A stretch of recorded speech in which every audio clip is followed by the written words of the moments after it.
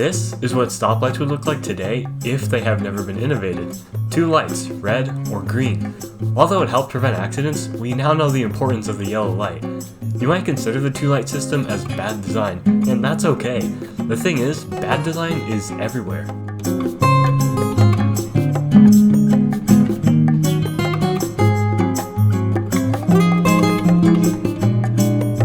But what exactly makes a good design good? Well, good design is just bad design with a lot of iterations, and iterations are just a series of designs for the same problem. You might come up with an idea and love it so much you only want to build off of that first idea, but oftentimes there's a better idea out there you haven't even thought of yet. You should always come up with multiple iterations before going forward with a design. It's a form of brainstorming. Let's try it. You'll be placed in a time scenario in which you will have to create a design in 10 minutes. You will share your final design with other people.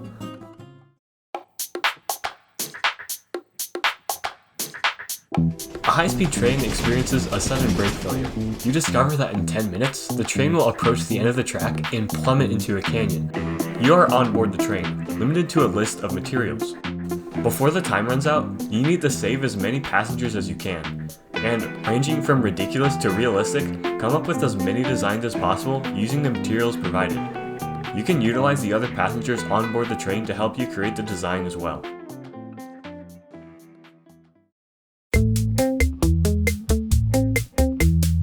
These materials will be shown again when the timer starts. There are 55 passengers and 11 total train cars. The passengers are evenly distributed between them. On board the train is a roll of duct tape, 11 meters of rope, a large luggage, 11 parachutes, a box of spaghetti, a laptop, 5 scooters, 2 wooden crates, an office chair, 110 paperclips, 11 car tires, 22 balloons, 55 plastic water bottles, a camera tripod, a mini fridge, and 4 inflatable rafts.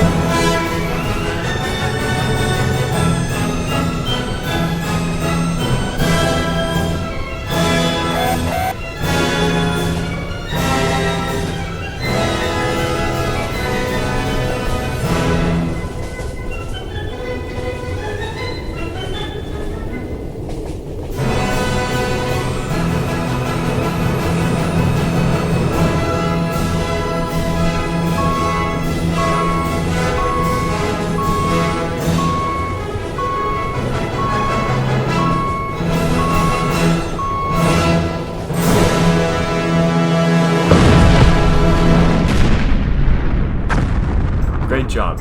If you managed to save all 55 passengers, we're actually very impressed. Here's the twist. This activity was designed to have the passengers be doomed from the start. All of the materials listed make it very difficult to actually escape the train. So what was the point? In the end, this activity was not about the final product, rather the iterations and steps you took to get there. Although the designs might not work, go ahead and share them with other members. Give feedback to their designs as well. Also, consider these questions. How many designs did you create within the time provided? If you made more than one design, which one was the best? How many passengers did you utilize for teamwork? All 55, or just yourself? If any, how many passengers did you save? If any, what creative alternatives did you take? For example, did you use the water in the water bottles? How much did you bend the rules? Was there anything we didn't mention that you took advantage of?